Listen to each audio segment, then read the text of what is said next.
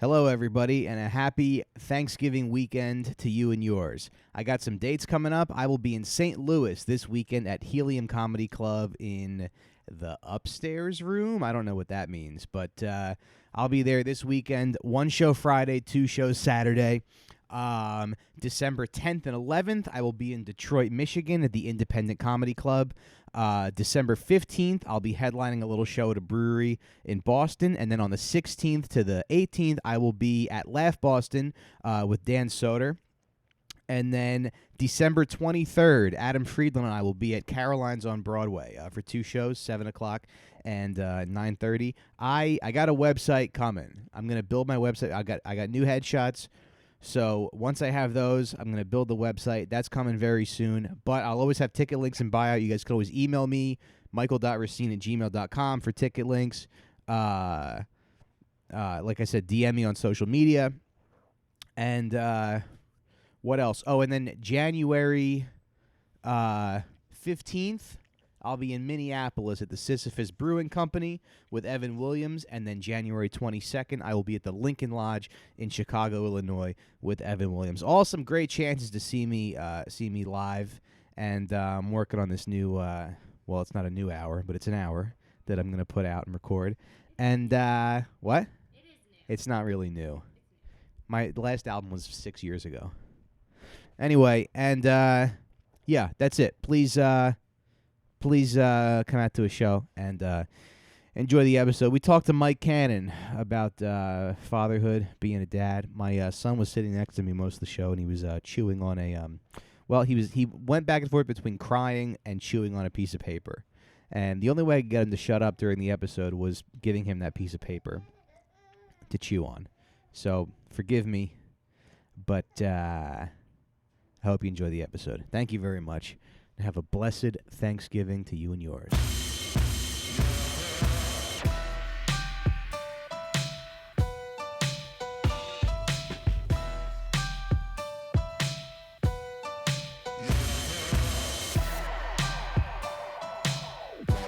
Go. All right. My kid's asleep, so we're getting right into this. Hello, everybody. Welcome to The Sit Down. I'm your host, Mike Racine, and my guest today is comedian and host of... Are you still doing the Irish Goodbye? You're still doing Irish Goodbye podcast, right? No, that's over. Okay. We ended it, R.I.P., but it here's is, the wow, scenario. it is amazing to end a podcast, huh? I mean, not that I don't like podcasting, but it's nice to kind of close the book on something. It does, yeah. It feels like at least we went out on our own terms and it didn't just kind of fizzle. Yeah. Yeah. Did you and Feeney get into a fight over, like, something Irish? I'm trying to think. Yeah, just repressed memories from our childhood came out, and we just started lashing out at each other. Yeah. Yeah, you started breaking glasses over each other's... No, our new podcast, it's with me, Feeney, and Sagalo. So we just were cannibalizing ourselves for a while since we created the new one during lockdown. And then we were like, all right, just fucking do that one. Yeah, sometimes you really need, like, just a fresh podcast. Just a different logo, you know? Goes a long way. I mean, isn't that what Are You Garbage did? Kevin and Henry had like 17 podcasts before this one. Oh, did they? Yeah. I didn't know that. Yeah, this is just the one that worked. Yeah, that's funny because first of all, I wrote those guys off. I was like, they're never going to be anything. You know, I was like, this nothing, and this other guy who's going to be dead in a couple years. You know. I was just like, yeah, no, nothing's gonna happen there. I would have bet. I would have bet money on it if I could have bet money on it that nothing would ever happen for those guys. Yeah, I would put a big fat stack right on the table. There should be like a table. There should be a white guys in comedy death pool. Yeah, where it's not like it's just based on career and it's how long that they're going to try, or just like a quit pool. But the thing is, we never quit. I know. We never really. That's the thing about us whites. We never quit. Whites never quit. Today's episode is brought to you by white people. We don't give up. And our resilience. We don't give up, and neither should you. It's cool that we're gonna hear baby noises on this episode on both these ends. Yeah. Did you just hear him? He came to the top of the steps and Yeah. screamed, "Dada." Yeah. Nice. So that's cool. So if mine starts to cry, I'll just pretend that it's yours. Yeah. Fuck, he's crying right now. He went down. He went down for a nap, and I wish they would tell you how long they're gonna go down for the nap. It would be pretty awesome if there was some sort of like timer. Mm-hmm. Mm-hmm. Do you do the self-soothe thing where you just put him down and listen to him cry? Yeah, we did. I mean, we did do that. Like, we did like a moderated version of that stuff where you kind of like go. What is it? You put him in bed and you kind of let him cry it out for 5 minutes, then 6 minutes, then 10, and etc. Mm-hmm. Yeah, I heard we did that stuff because I heard that works, but it was like from one of the worst people I know. So I don't know. I mean, it's like controlled negligence. It makes you feel terrible the entire time. Right. But does it work? Yeah, it really does. Our son has slept like really well his entire life so far, and now I guess you get a little regression around 2. Their molars start coming in, and they're all fucking they're jazzed at the new thoughts that they have, so they can't sleep. What's he watching on TV these days? Fucking Coco Melon. Okay, I haven't seen. Is that bad? Is it no good? Dude, it's going to. I mean, you personally should watch it because I haven't been able to like get anything out of it besides like white hot rage. But I just know you're really capable of writing like seething angry jokes in a low energy way. Okay. So I feel like that show is going to be perfect to spark rage inside of you. See, it's weird because my kid likes a show called Hey Bear, and I'm actually watching it right now because I have to go get him in a little bit because he is crying right now. But I want to do at least 5 minutes before I have to get up. Yeah. And he just stopped. So there we go, self-soothing. But it's there's a show called Hey Bear, and your kid's probably too old for it, but it's like music and dancing fruit, and it's like fruit with eyeballs, and they kind of like move together in a synchronized, and it's completely like mesmerizing. Like I put for me, I could watch it. I would watch it myself. And is it like songs in English or it's just melodies? It's just melodies. It's made by China, which it's probably. Of course it is. Yeah, of course. The only they're just tapping into our children's brains and calling them inferior. Like through subliminal messaging. Yeah. Right. It's just a Chinese. If you look closely, one of the fruits are Chinese and one's American, and the one with the one that looks more Chinese is like higher up on the thing. And the American fruit is like a fat retard. Yeah, he's just drooling, and he's got there's a tiny red, white, and blue flag on his forehead. I know. I'm like, I don't know what China's doing to my kid, but I also don't want to be like skeptical of China. Maybe they just make better kids programming. Yeah, I mean, their kids seem to be pretty efficient. Yeah. At the very least. But I mean, maybe we're not watching what they're watching. It's almost like Squid Games where if you watch the English version and then you watch the subtitles, it's like 2 different shows. Oh, is it? Yeah, dude. They like completely skipped over the nuance to get to the English version where they're speaking. I don't know anything about Squid Game. I haven't watched it. I'm on my 3rd Sopranos rewatch, so I got to do that first. You got to do that. But yeah, I haven't. I don't. Yeah, they're probably just like, I love trying to pay back my debt. Maybe that's what the American Squid Game is about. They're like, I took out a loan, and this is what I must do. That's the. I must honor away. my family by being killed playing children's games. Yeah. Exactly. Are you home with your son right now? I'm home with my son right now. Yeah. Nice. Yeah. And how is that day to day? It's pretty. I mean, so Deb is home like sporadically. I wish she was gone all day, but she's always kind of like, in and out. So So no OnlyFans for this guy because she could walk in the door. I wish she had like a set schedule, Dude, that might be the next thing for like women porn is you just filming yourself being a good dad during the day. Well, Mike, I wanted to talk to you about this because let me grab my kid. Stay on the okay. I'm just gonna put him in front of the TV because I do have the dancing fruit on. Let me. I'll be right back. All right, he is watching the dancing fruit, and I think he's looking back at me now. He's looking back at me like, "What did you do?" But there's we got blueberries on the screen. Kids are wildly, like, they can really perceive when you don't want them around. Like, when it's very clear you're trying to get something done, they see that, and their effort is to destroy what's taking your attention. He's looking back at me like I just dropped him off at, like, a concentration camp or something. Like I just sold him out to the Nazis. He's looking back. Hold on, let me put him on the couch. Fuck. 1 sec.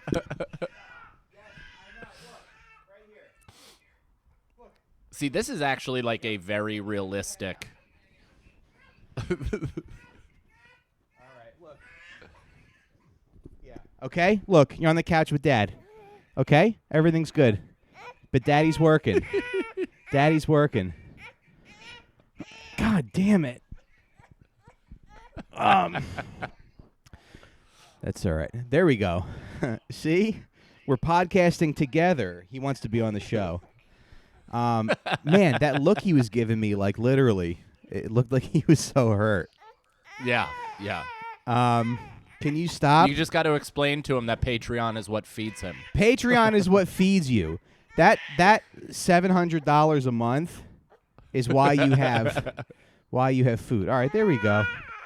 Good, right? Anyway. Okay. I got to say, dude, this is already the most accurate parenting podcast of all time. It is, right? Yeah, because there's so many times where people are, like, quietly discussing the intricacies of parenthood, and it's like, when do you fucking find time? You have obviously have nannies in the background. Right. There's just some Caribbean woman who's, like, doing all the work. Forging a sacred bond with the kid, and then just not, just letting him go one day. Yeah, one day the kid's they're heart just out. exiled from the family. Mm-hmm. Okay. How do I get him to stop crying? Make him latch onto your nipple. Yeah, I've tried that. God, how much time do we did 10? Oh man. Well, time to wrap up the show, everybody. All right. Anyway, no, I think he'll calm down. My next question is, do you get more pussy thrown at you now that you're a father? Yes. Yeah. Yeah. Unequivocally, yes. And mostly on the road. Like, in the city, everybody's young and they think being a parent is kind of gross. Yeah. But when you go on the road and shit, that's when people who have lived lives come to shows. And they're like, oh, this is an attractive person who is still living their dream and has their shit together somehow. I know. It's almost like, because, it hasn't happened to me, like, much. But I do have a feeling, okay, Daddy's talking about getting pussy. Daddy's... If you don't stop crying, Daddy's gonna get some for real. Yeah, Daddy's going to take one of these fine ladies up on their offer. Daddy's going to bring them back to the La Quinta Inn. It was especially heavy during the pregnancy. Oh, like, really? when I was talking about my wife being pregnant, like, that's when young girls, like, they got all Bambi-eyed and were like, ugh. Like, there's something instinctual that kicks in where they're like, this guy has active batter, and I want to slob the inside of my body. I know, and it's very weird. It's like there's a lot of fish in the sea, okay? I'm just some slob. And I know that I've gotten, like, less attractive since I've had a kid. I'm just some slob. I'm just some slob, like, sea room headliner, really. I mean, I don't know why. But that's going to have to be I don't know. It's going to have to be, well, I'm trying to write jokes about it because it is going to have to be some conversation with my wife at some point. Because, look, if both of our careers, get better, there's going to be more. There's going to be more stuff. There's going to be bigger shows, more people. And it's like... I don't know. You just want to be like, hey, just so you know, Yeah, this is being offered. Just so you know, almost every third weekend, I make a choice not to destroy my family. Do you? Well, so that's actually, it's funny that you said that because I told a girl in Dewey Beach that same thing. Yeah. Because she, like, Heisman'd Sagalo out of the way and immediately, like, gorgeous, got in my face and was flirting. And I looked at her and I was like, you're trying to ruin my life. Yeah. Like, how dare you just listen to me for an hour talk about my wife about to give birth, and your first thought is, I want to destroy that? Yeah. They don't What care. An insight into women. They're evil. Yeah. It is cool that I hope this information reaches his head. I hope it's not, I hope it's not just dancing fruit. But do you not tell Deb that? Like, because I tell Nicole about it because I want her to know. Yeah. Like, I want her to be like keep your knives sharp, kid. See, this is the world. Well, I'm trying to do a bit about that where it's like you can't really tell your wife when someone does that because women like get hit on all the time. So it's right. Like, with that, for them, it's like getting hit on is like a mosquito flying near you, Like they're like so used to it, they just like swat it away. But I feel like a woman throwing pussy at you is like getting attacked by a mountain lion. Like right. you like really have to know how to like get out of there. Yeah, you have to walk backwards and get big. Yeah. Yeah, you have to like play dead like it's a bear. You gotta like. That's such a good point because I never consider how often my wife probably gets hit on. Mm-hmm. It just like no. It just. I mean, she's also in a business of like all gay men and women, so it's kind of ideal. Yeah. But what business is that? I'm sure. She's a floral designer, so she does like largely weddings and corporate events and shit like that. Mm-hmm. But I do think I bet a groom has like thrown it at her before. I bet a few of them are just like pretending to be gay so they can give her a back rub. Right. That would be my move. Yeah. That would be my move if I was single. I would just be giving back rubs all day.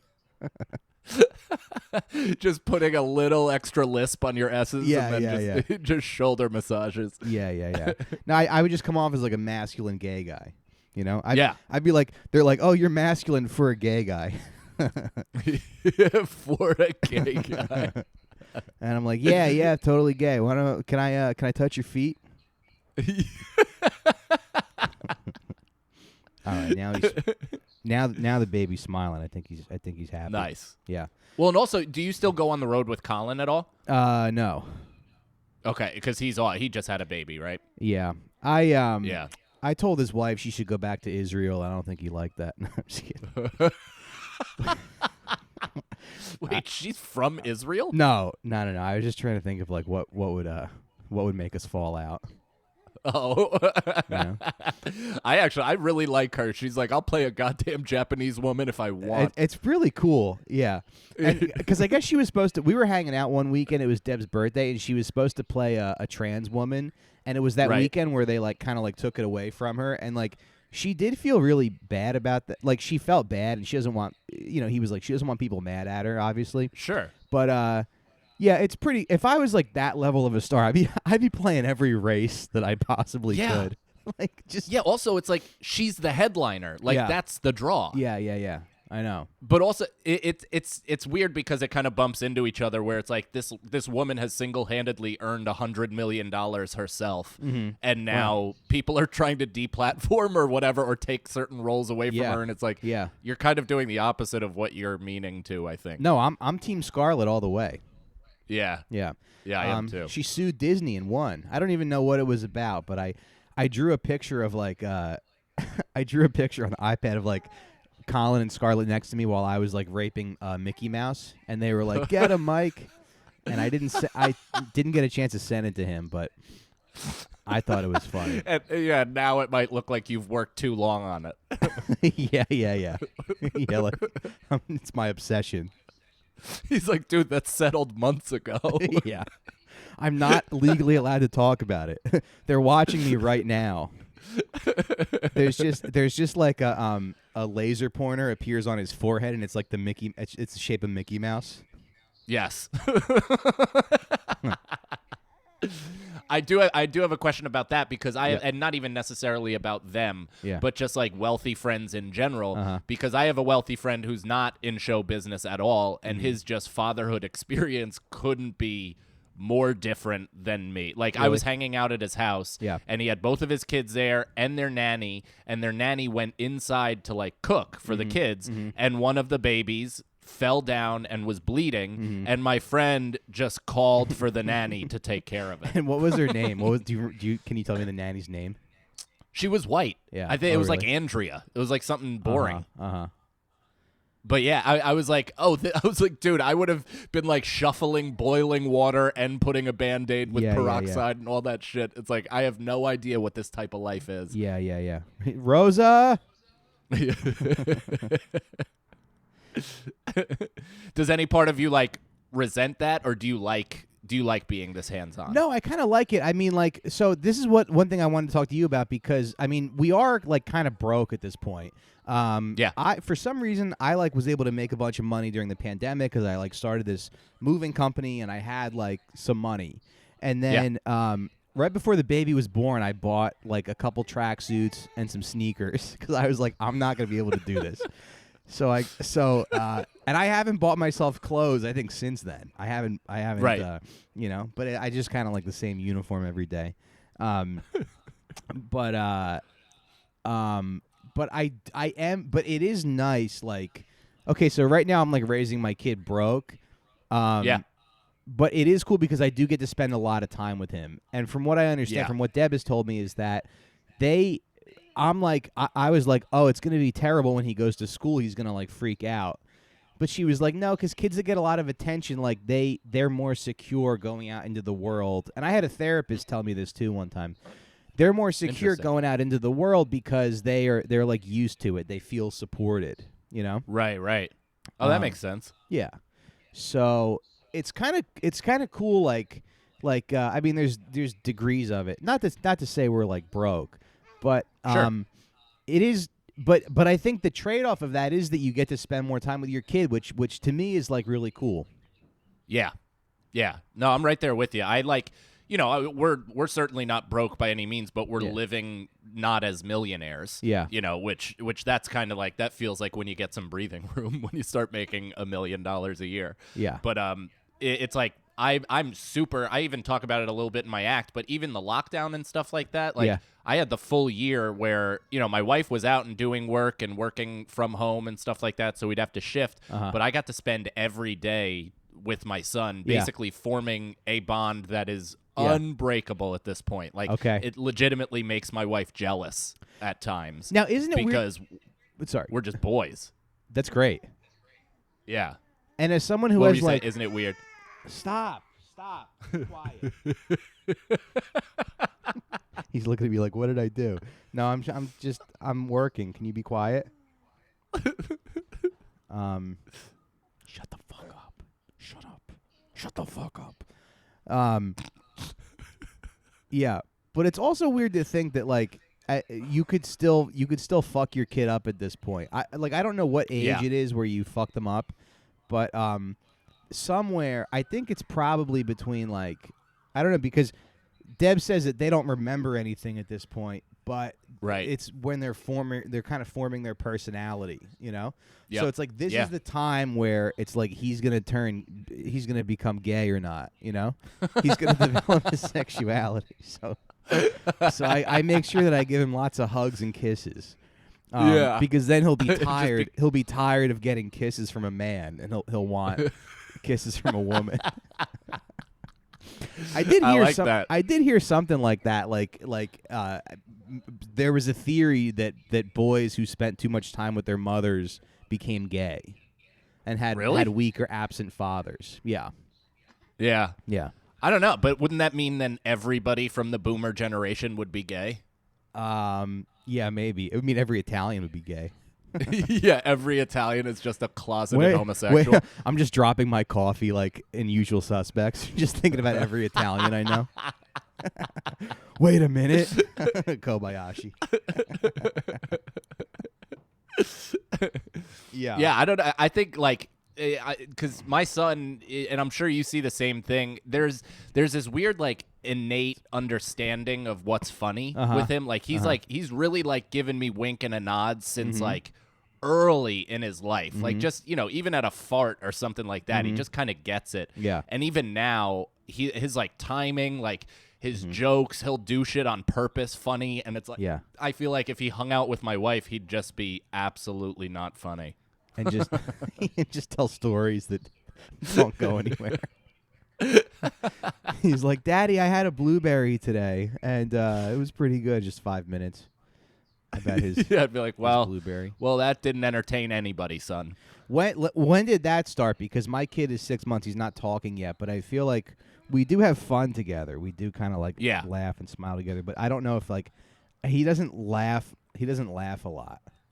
Right. I think for us, like right at 4 months is when he started to like me and not need me, but like enjoy my company. Mm-hmm. And then like around 6 months is when they start like flexing a little bit of personality, and the laughs come, and you start to get to know who they are through like unspoken communication and shit like that. But then as it progresses, like it just gets crazier and crazier, dude.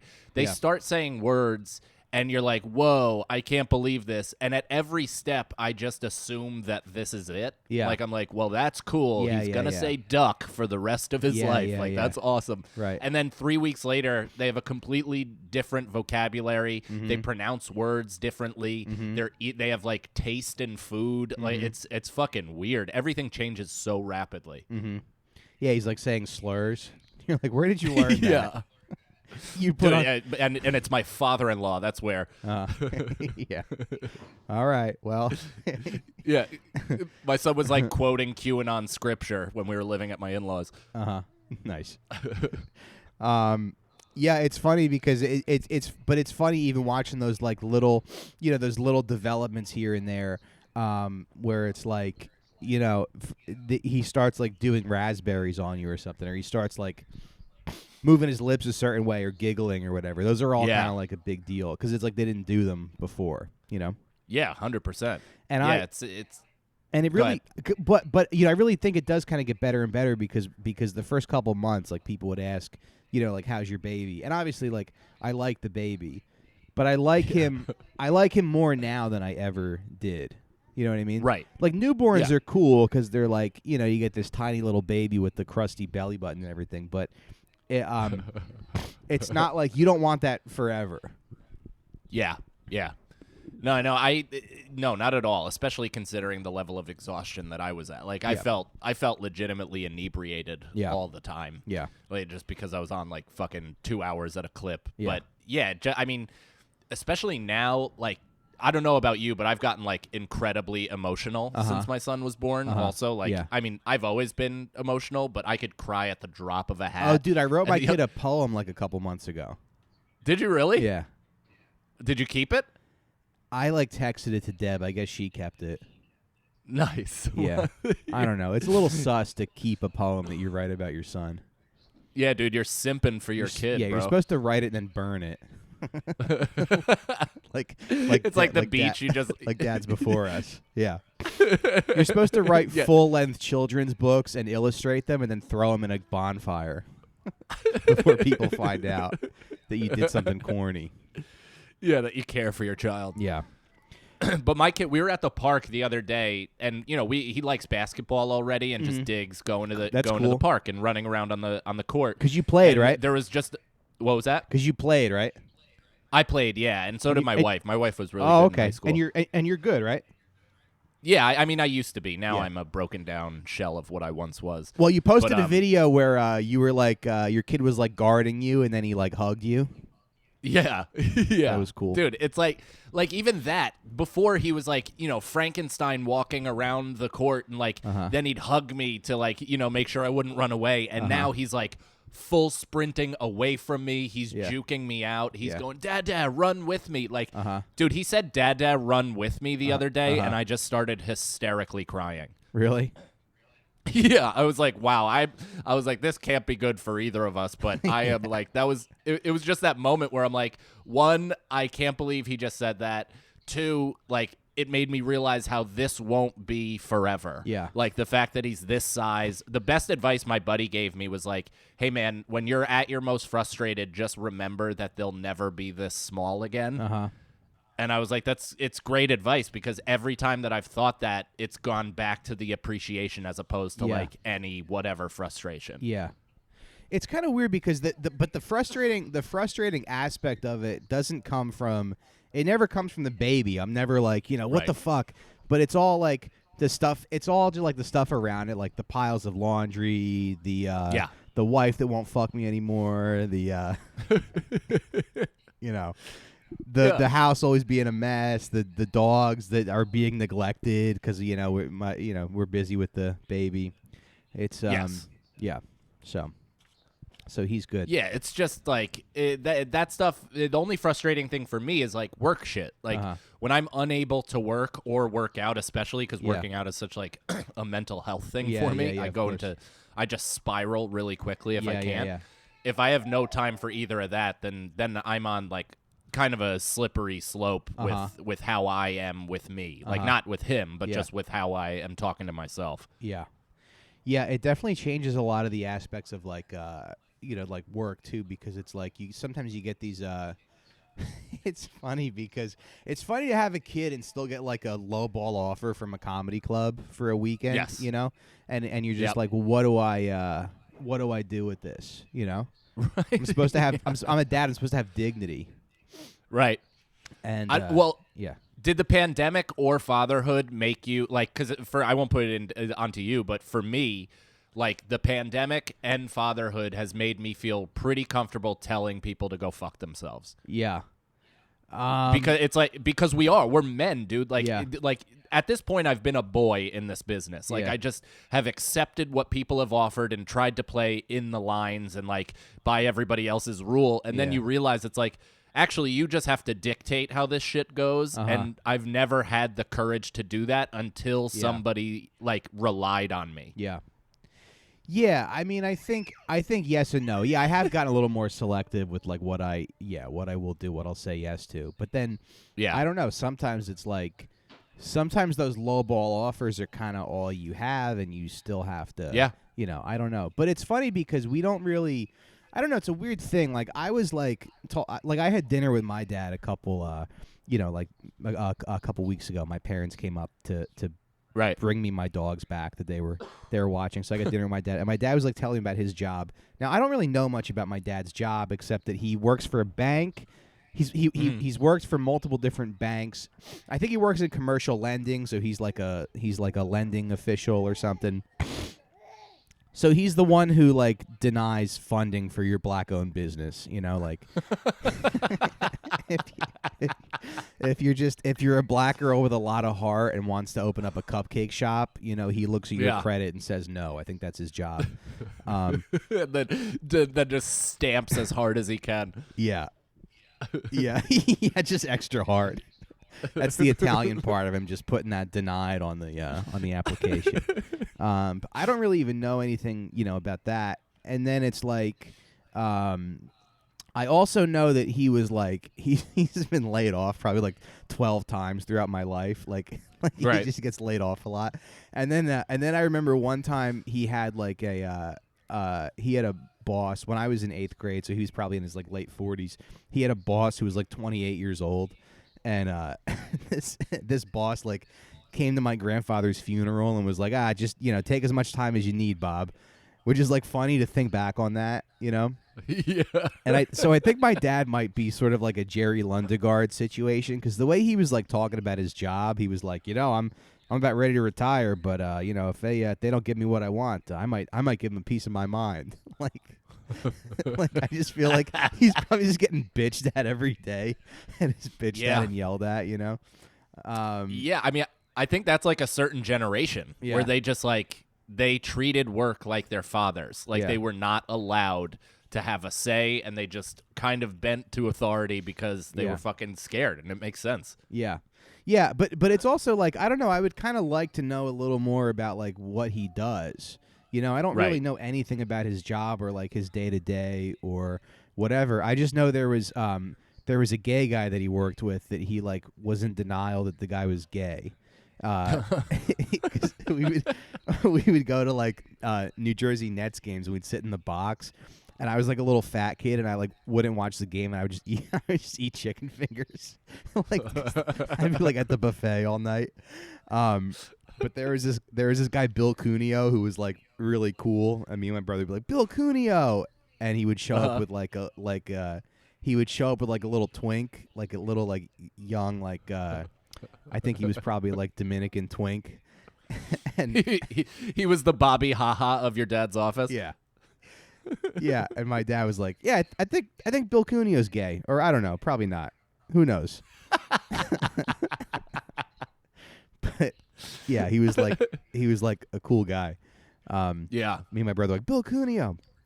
But did you guys have a good relationship though? Like growing up? I don't know. What would you call a good relationship? Like you talked? No. No. Okay. Yeah, like that's why I wanted to ask you about you talk about your kid, you being kind of like boys with your kid because you feel like you're his friend?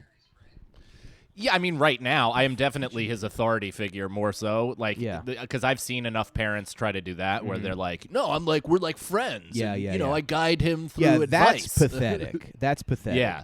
But yeah, I'm not like Amy Poehler in Mean Girls. Like, I'm not making drinks for him and his friends when they come home. Yeah, but I mean, like, the relationship I want to cultivate is like where we're friends in the sense that we share things that my father and I didn't share, which is pretty much anything emotional, like personal, whatever it may be, exciting. Right. Like my dad and I just didn't have that relationship. Yeah. I always think about my dad. I'm like, if I had a problem, I would never come to you. You'd be the last person that I talk to. Yeah, my dad was legitimately the last person that I would trust. Yeah. With any of my issues. And even now that's still the case, but like I'm trying to foster and create that trust dynamic at an early age. He's only 2, so it's whatever. Yeah. But that's more or less my goal. But I'm also like weirdly enough, I'm the disciplinarian between me and my wife, where I'm like a little more strict, and I'm just very like, hey man, like you got to do this. Like there's no slipping out of it. You got to do it. Yeah.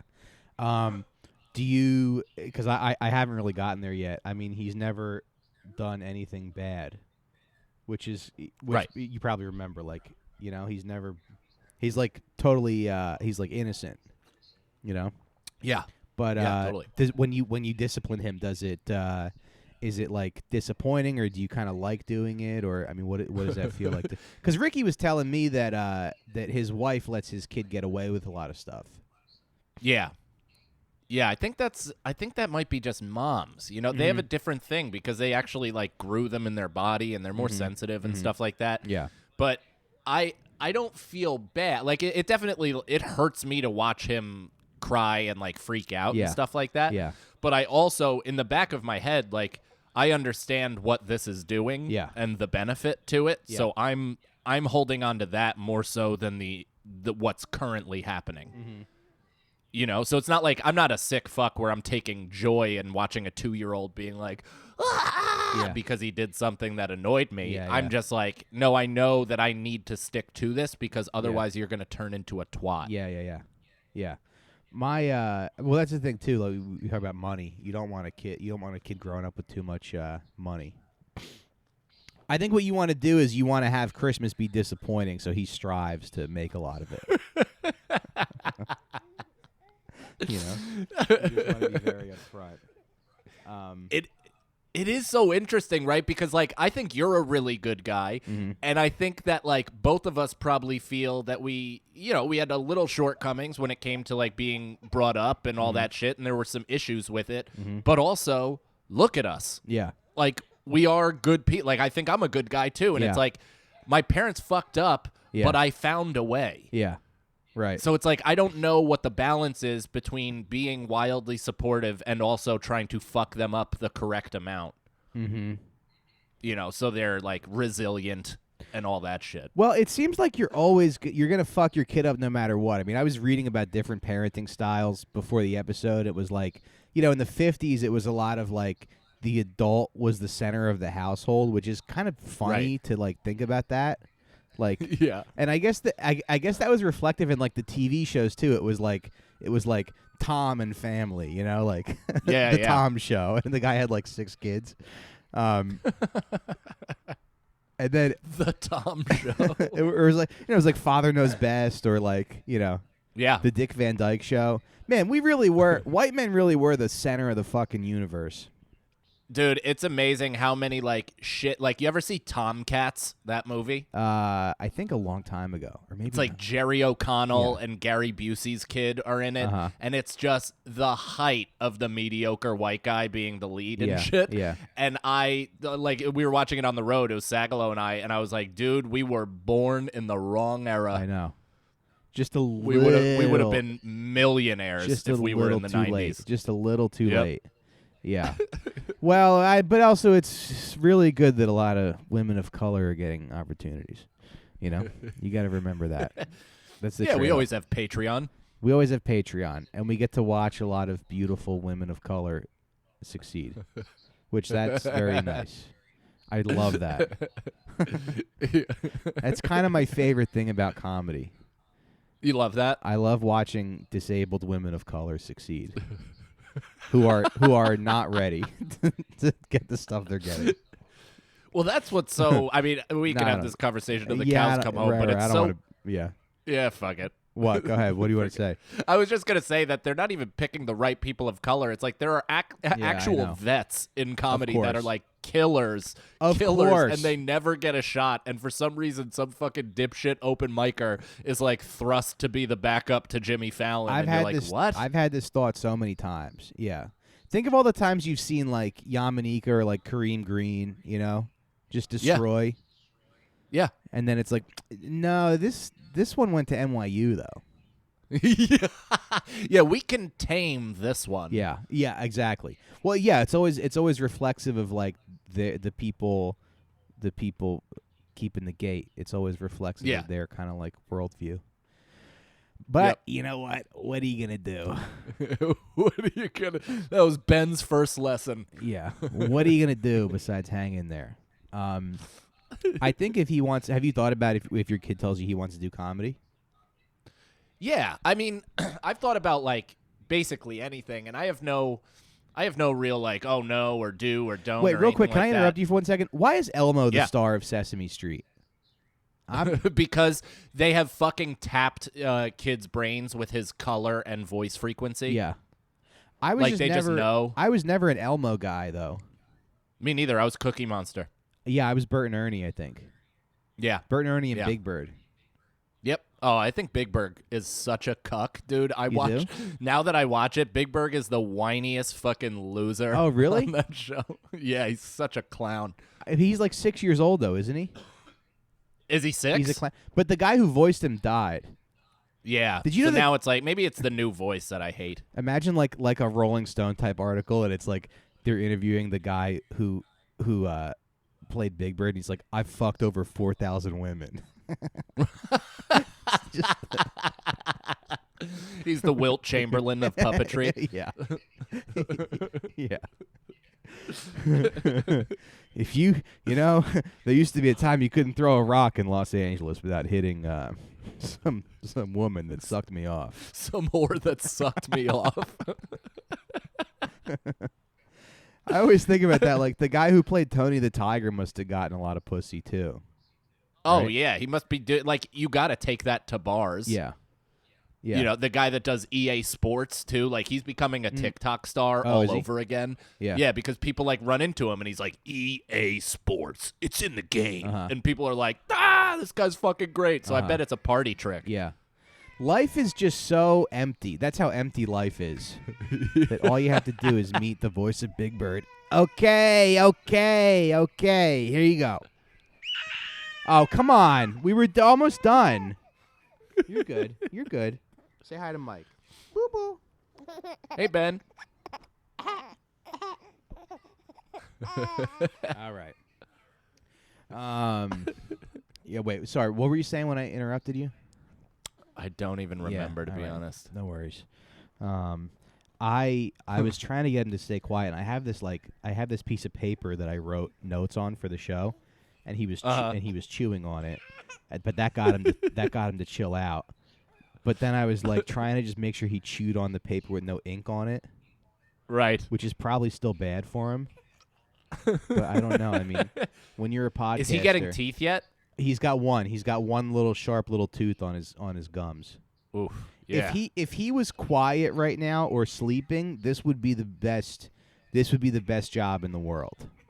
Right. If I could drug him, just make him go night night. If there was like melatonin for kids, I bet there probably is. Yeah. Maybe. Or you could No, just be like there that lady that had the pet ape and just give it a Xanax, see if he'll tear your face off. Is that what she was doing to the ape? Yeah, that's why she got her hands and face torn off, because she just gave it a Xanax to calm down. Wait, so she didn't give it a Xanax, or she did, and that's why she did. She gave it a benzo, and you're not supposed to do that. Oh my God. The fucking ape went ballistic. But see, how would you know though? I don't know. I mean, I think it's yeah. Yeah, I guess. I mean, we are close genetically, but I also would probably be like, I would leave before giving it a Xanax. Right. But how do they test drugs if not on apes? Yeah, I don't know. That's a good point. Well, apparently on basset hounds, if you ask Fauci. Right. Oh yeah, which brings us to our next point. We're just gonna trash Fauci for the rest of the episode. We hide our Fauci criticism in the last 10 minutes of the show. That's good. You make people listen. Yeah. I guess what I want to ask you is like, has your I guess what you have to be aware of is like, has your relationship with your wife changed? I mean, obviously it changes, but like, yeah. How has it changed? And do you think it's like for the better, or for the worse, or you know? I mean, at first it made me love her like way more. Yeah. Like even during the pregnancy, right away, and like all that stuff. And it's not like that's worn off, but it was like a very palpable glow feeling. Yeah. Like it almost felt like we were newly dating. It's funny how natural they're so natural at it. They just kind of like know what to do. Like it's like their comedy. Yes. And I don't know about you, but I got like really protective when my wife was pregnant, like super toxic masculine. Like anybody that walked near her, I'd like shove into a fucking stack of books. Like I couldn't handle people putting her in danger or perceived danger. So I was like a real gorilla around then. But then as it goes, you just like it goes through ebbs and flow, right? Where you kind of like have to check back in romantically and remind yourselves that it's not just a working situation. Because there's, especially with comedy, there's so many fucking moving parts with like childcare and all that stuff that it often feels like you're just the office manager of your family.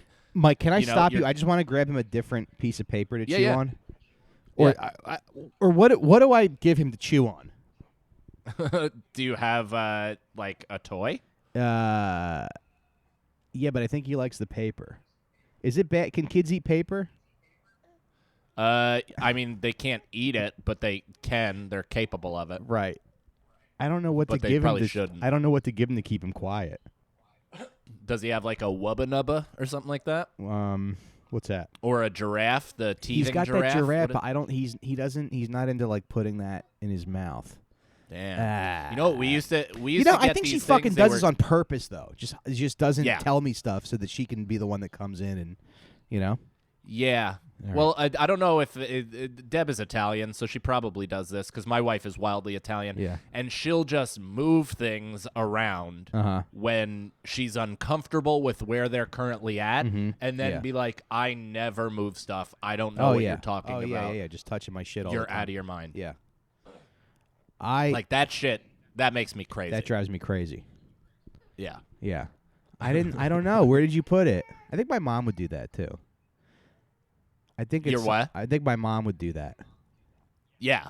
Yeah. I think people just do that, and for whatever reason, I'm really open and honest about how stupid I am. But women have a tough, or I shouldn't say women, but my wife has a tough time being like, "Oh, I goofed. I'm a dope." You know? Yeah. Yeah, I have noticed that.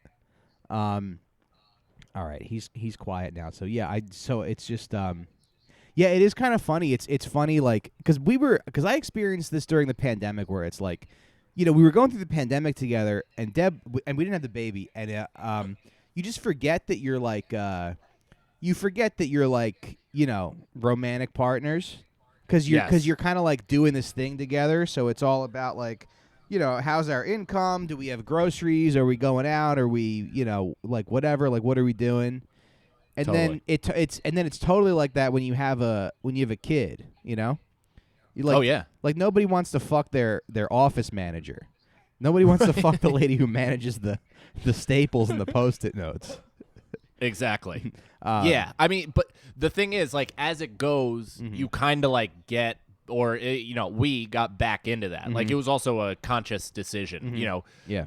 Our approach initially was like, hey, our relationship comes first, because we both come from divorced families. So it's like the relationship comes first. As fucked up as that sounds, it's important for our son to grow up in a stable environment where his parents love each other and are supportive and connected. It's more, and that benefits him more than if we're just like distant friends, like raising the baby together. Yeah. So we're like, now it's like full bore banging again, where, it's more than it was. And it's like just gotten back to being fun again.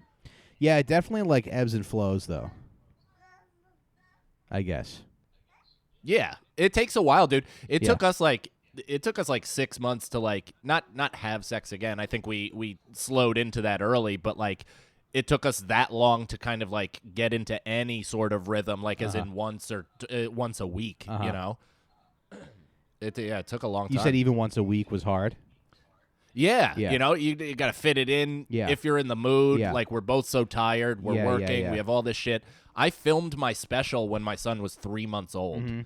So, like, I did all this road shit in the month leading up to it and then filmed the special and, like, was producing got all those guys to do interviews and, like, really put together this whole project. Yeah. And now thinking back on it, I do not know how I did that. Yeah. Yeah, because it doesn't seem plausible. Right. And then sometimes you're just not horny. Right? Yeah. Sometimes you just are not into it. Yeah, and you're like, maybe if I yell at my dick, it'll get hard. But then there's a chance that that it won't. Yeah, it'll just get sad. Yeah. Better to pretend I'm asleep, No, but I feel like there's also a thing where you just the relationship in general is also kind of different. Where it's like, I don't know, I try really hard to not have my wife think that I'm incompetent. Like I don't ever want to like not know something or not know where like a piece of paper is or like not know how to do something or like not know that he can't have honey.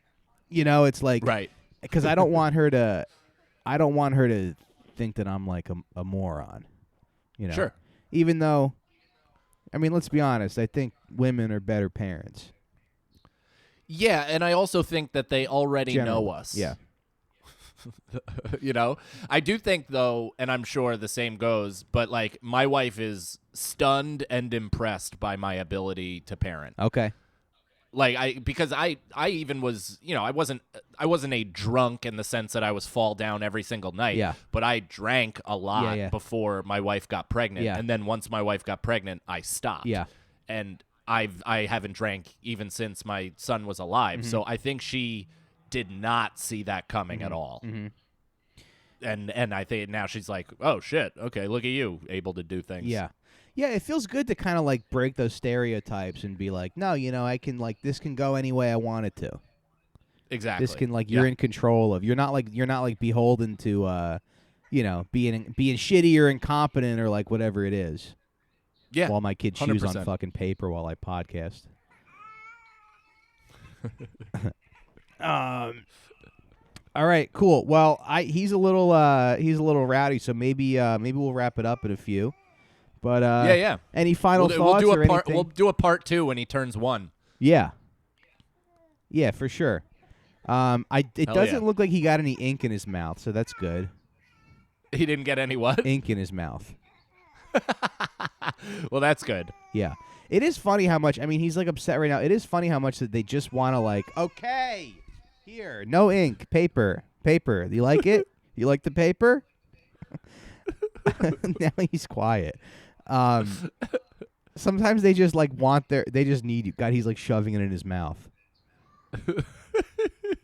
Oh, I'm listening to my son berate my wife upstairs right now. Yeah. Did you move upstate? Yeah, we live in Rockland now, so we're right outside the city, and I just commute in every day. Oh, do you like that? I do, actually. Yeah, it's pretty much the same exact train time as it was from Brooklyn. Okay. Give or of take course. 10 minutes. Yeah. And so you drive in or take the train in? That ride, dude, is a fucking daily vacation. Yeah, I bet. Because you have the son, you have the kid all day, you're doing work, whatever. Yeah. And then that hour where you're just like locked into driving, Yeah. I fucking love it. So do you take the train in or do you only drive? No, I drive. Can you take a train in? Yeah, I can get it from Tarrytown if I drove over the river, parked, and then whatever, and it'd probably be a little cheaper. Okay. Yeah, that's kind of sweet. Yeah. Yeah, I mean, we were at my in-laws for like the entire pandemic, which was very generous of them and also a nightmare. Yeah. But once we had that space, I kind of was like, well, we can't go back right now. Yeah. That's what Jay Nog was telling me. He moved out of the city, and he was like, yeah, it's awesome. Like, the kid's got a playroom. I mean, when we moved into this place, Deb was pregnant, and we were like, oh, it's like a great apartment, and now it just feels like we're in a little box. Yeah, and it's weird how that happens, man. Yeah. That 2-bedroom apartment that we thought was like a kingdom in New York City, it closed in every day during the pandemic. Yeah. Yeah, so I don't know. We'll see. I just don't know if I want to. I don't want to be a suburban dad, but I don't know if I want to be a Brooklyn dad either. Right. Yeah, it's all awful. Yeah. Yeah. That's why you got to be like a farm dad. Those are the only dads. Yeah. Worthy of any kind of respect. Well, it's weird because I'm a suburban dad, but I haven't had to mix it up very much with the parents yet. And once that happens, then we'll see where I truly stand here. Nice. All right. I don't know what to do to shut this kid up, and I don't feel like pausing the show again. Probably end the podcast. Yeah. All right. Do you want to plug anything, Mike? Yeah, listen to Here's the Scenario. That's my podcast with Brendan Sagalow and Mike Feeney. It's really funny, and we do a Patreon if you're interested. But take a listen to the free pod. It's like hypotheticals and what ifs and all that fun shit. Nice. It's completely escapist and has nothing to do with the nightmare going on around us. Nice. So it's all fun. Sweet. And then where can people see your special? It's on YouTube, so youtube.com/Mike Cannon Comedy. Subscribe because the next one's probably going up there too, and I'm going to film that in February. Sweet. Nice. Yeah, man. Yeah, follow Mike Cannon on social media and everything. And you guys know the drill, patreon.com/sitdownpod. We try to do a 20-minute show every single day. And follow me on social media, Racine.Mike, Mike Racine on Twitter. And you guys have a lovely, what are you doing for Thanksgiving? What are you doing for Thanksgiving?